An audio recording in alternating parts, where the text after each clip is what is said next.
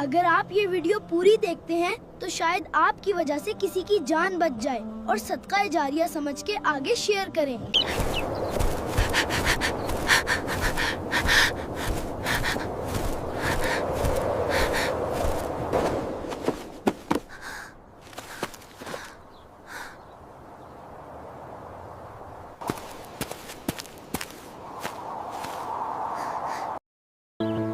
मैं अभी तुम्हारे लिए पानी लेकर आया।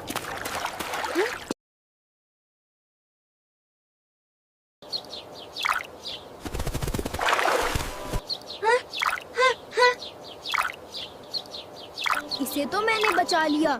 अब आप भी ख्याल रखें, सख्त गर्मियों में इन नन्हे मन्ने परिंदों की जान प्यास से ना निकल जाए।